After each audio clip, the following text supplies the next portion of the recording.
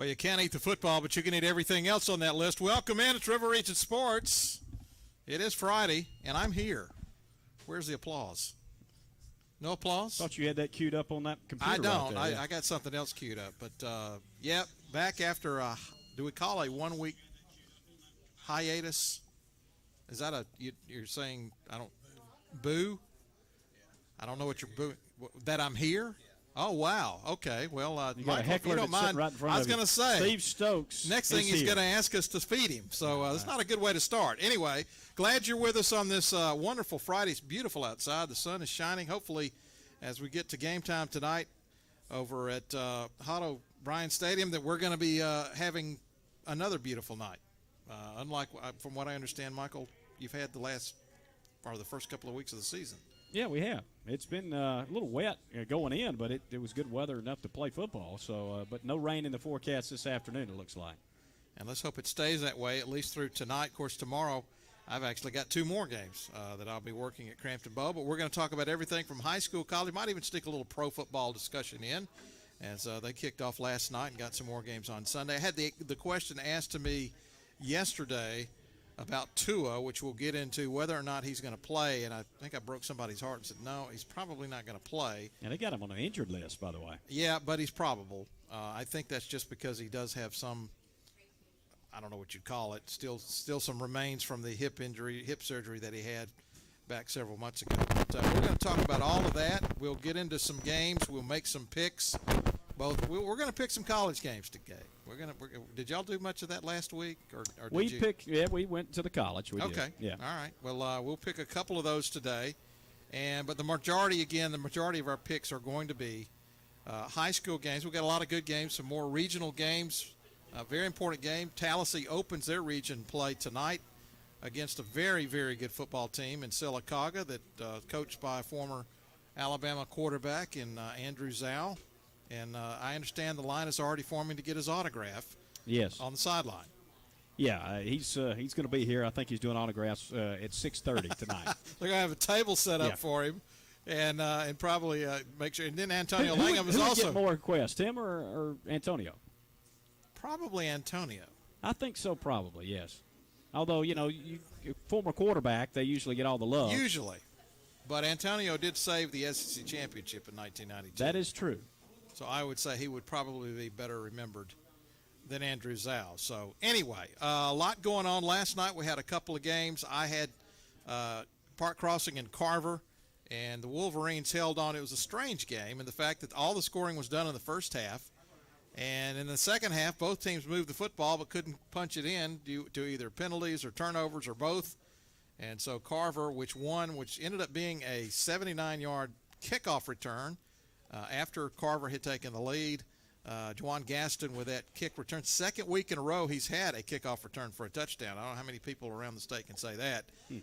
But Carver wins and goes up 2-0 in region play after their win against Valley. That was the first time that Park Crossing had been on the field in 3 weeks. Now think about that for just a second. And I didn't get a chance to talk to Elsie Cole. They also had a tragedy. I think it was last week. They lost a player to a tragedy, an accident, ATV accident, which they honored him last night between the third and the fourth quarter. And they did the week before at Spanish Fort, where they played a game that didn't count. Yeah. And I was told that they raised money for that family. Wow. And I think they raised something like $4,000 or $5,000 for that family. So that was very, very nice of them to do that. But anyway, Carver wins that game. So we got more games tonight. Lee and Lanier, which, what did you say? Break out all the old annals and we're going to talk about 1966 somewhere today, I think. At some the greatest point, game ever played in the history of high school football in this state. Well, we got it. Well, you've brought it up. We don't have to bring it up again if you don't want to. Because I think we should. You think we should? Yeah. Okay. Because I wrote the capsule on it, and my opinion is it's time to kind of let that go, because this has been such a one-sided affair over the last 30, 35 years.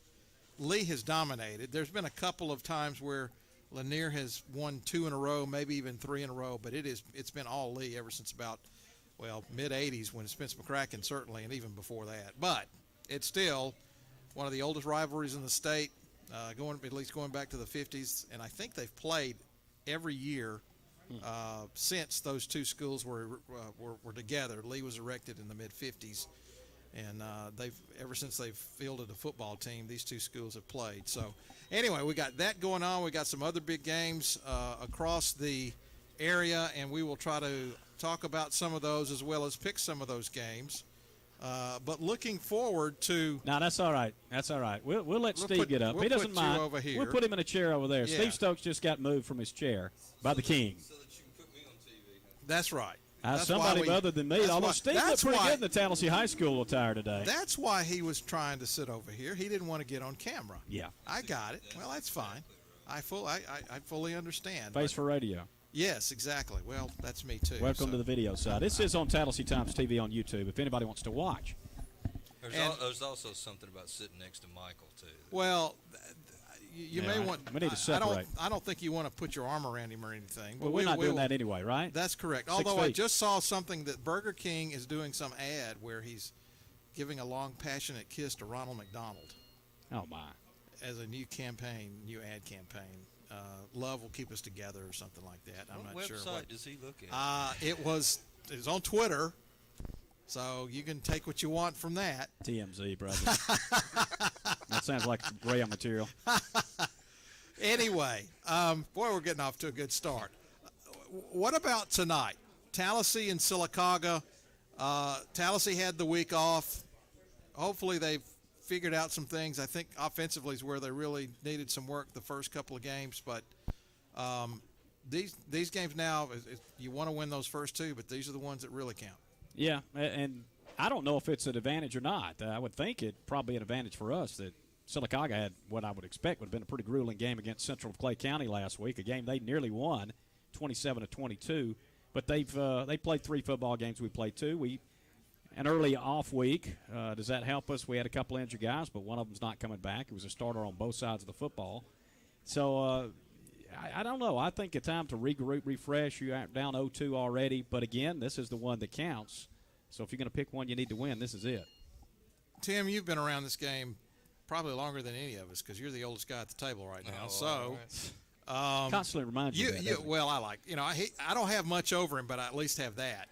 But you're sitting away from the table, Steve. Well, technically Steve is not part of this group, even though he is part of the group. But no offense to him. Now he leans in. Now he's back a part of the group. Now it's back to part of the group.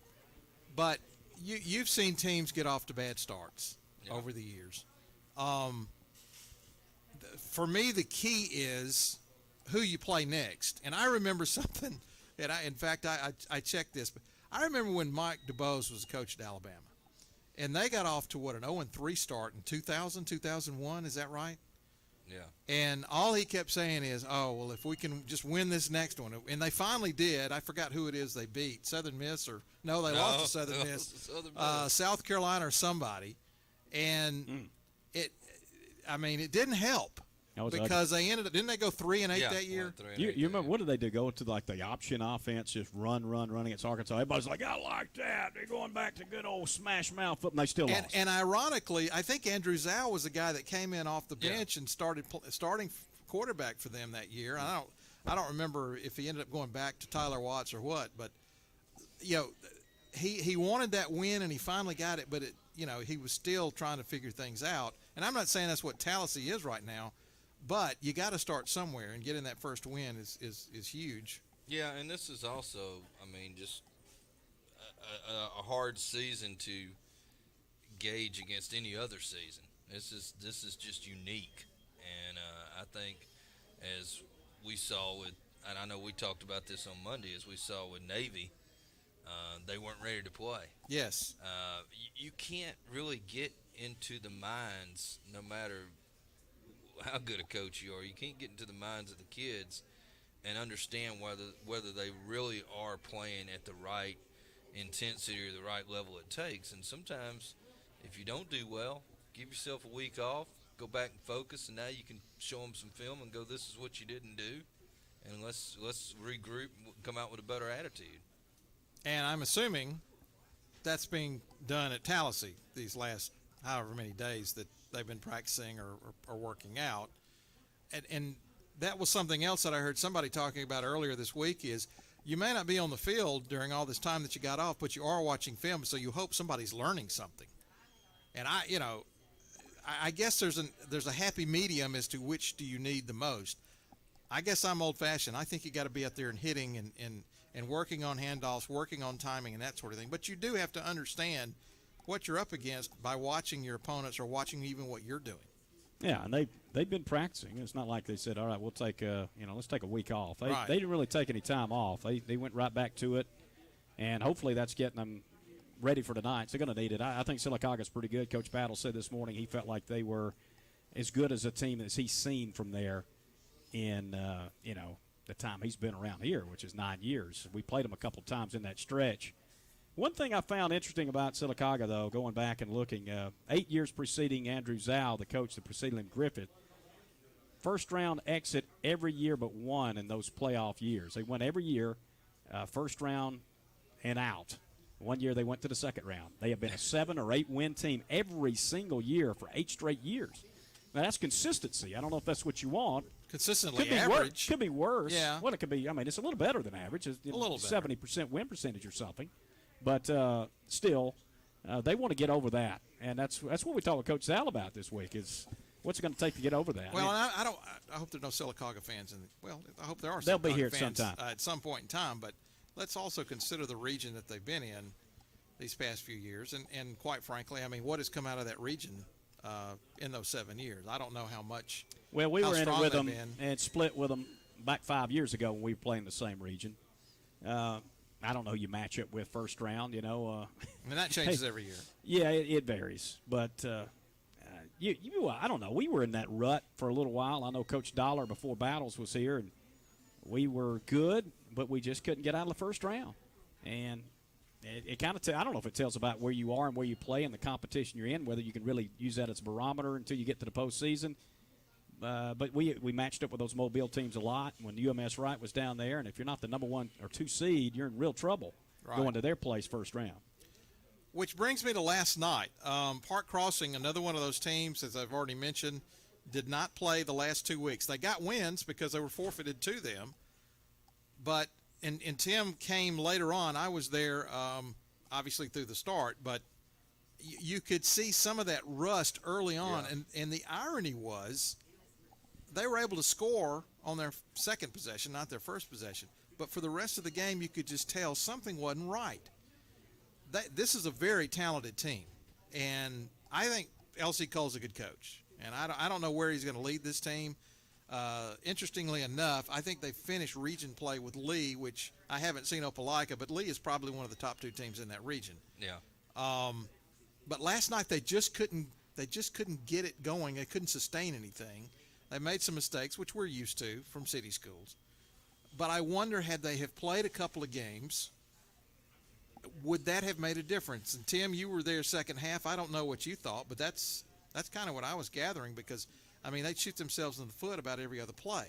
Yeah, they definitely looked out of sync, and I had actually come from a volleyball match earlier in the day of watching 2 decent teams that looked out of sync, and I think that's Tallassee football knows a little bit about that. I think that's the common theme for 2020 is which team gets their act together and plays well. Carver, for a while there, showed some really flashes of being, and so did Park Crossing. But I mean, I'm just saying Carver ended up winning, and at times it looked like they were going to just take off. Right. And then you look, and you went through an entire scoreless fourth quarter, Along with the scoreless third quarter. quarter. That's what I was going to Yeah. say. I thought so. Yeah. So, this is a Park Crossing guy. Guy intercepts the ball in the end zone. You think he's going 100 yards back the other way, And he did. But then- there was a then- penalty. Then we have a block in the back, and they start on about the 25, and they start going backwards. Right. And I mean it's just weird, kind of a weird season that you can't seem to get all on the same page. Both teams had touchdowns taken off the board because of penalties. In fact, both of them had pick sixes taken off due to penalties. It was that kind of a night.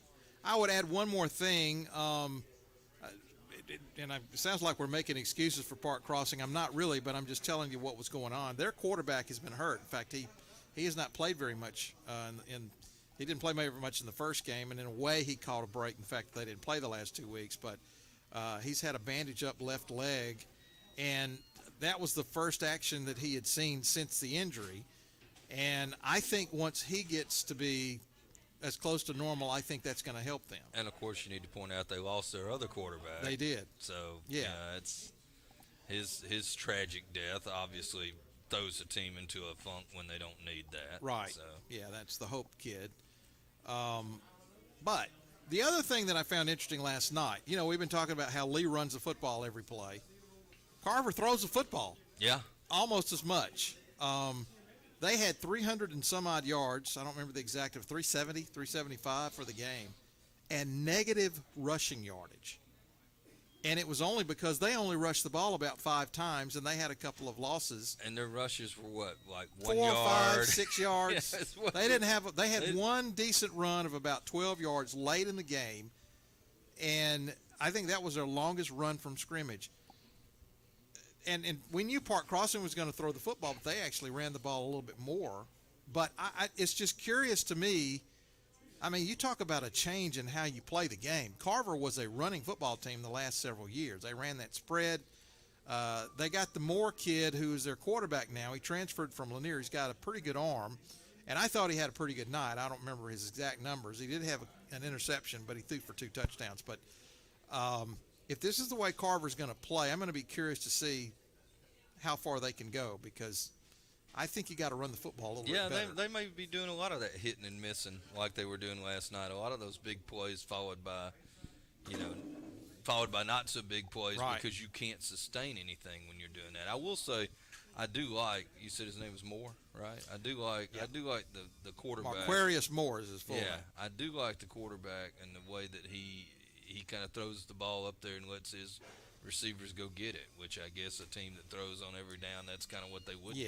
Yeah, and they've got good receivers. I don't want to make it sound like they don't. They're pretty solid at that position. They've got 4 or 5. In fact, I couldn't count how many actually caught. The other guy I want to brag on is their defensive guy that you told me to go look out. Oh, for. the sophomore. Yeah. Who's rated apparently by 24/7 Sports as the number 3 player in the country in his class. His name is Davis. He is James Davis is one of the best players that I've seen on that field. He's going against a big Park Crossing line, and he dominated him. I mean, he just sat there. I mean, I don't know how many tackles he got into, but I know what Nick Saban always says about affecting the quarterback. He affected the quarterback almost every play he was out. Is he the one in your photo you sent me that's up in the air? Yeah. If you get a chance, go on riverregionsports.com, and a couple of pictures that are posted with the write-up about the game. He is literally, 3 feet off the ground. He got juked out by the quarterback. Got him. Great photo. I got to give Tim some credit on that. But just see how high he jumped. But, yeah, he was all over the field last night. I can't keep up with the number of tackles somebody has. It's enough to even keep up with the rest of the stuff. But, yeah, it seemed like I called his name several times, a couple of times for sacks. I don't know the coaching staff over there at Carver, but they would challenge him. They'd sit there and go, "We need somebody to go get the quarterback," you know? And they were pointing at him, and he went and pick got it up, go get Yeah. it, and then they. But remember that name, James Davis. He's a sophomore. If you get a chance to go watch Carver play, I believe he wears 22. 22. And he's just a sophomore. And, again, 24/7 Sports has him ranked not in the state, not in the South, the number 3 player in the country. Think about that for just a minute. When's the last time we had somebody ranked that high? It's been a while. When did you play? Before 24/7 Sports existed. But I was on Joe Terranova's watch list because I wrote my name down at the bottom of the magazine. All right, when we come back, I do want to I want to go back 19 years. Today is 9/11. We're going to talk a little bit about what that day meant, what it was like to cover sports that week. It was crazy. And Tim, I'm sure you've got some stories because there was so many things going on. You were the Alabama beat writer at the time. I was covering high school at the time. There was a lot of confusion. about who was going to play, who wasn't going to play, and yet we never lost sight of what was happening and what we were trying to do. We'll get into that. Plus, we'll let maybe you guys tell your stories of what happened on that day, 9/11. We're at Louis. Come see us. We'll be back.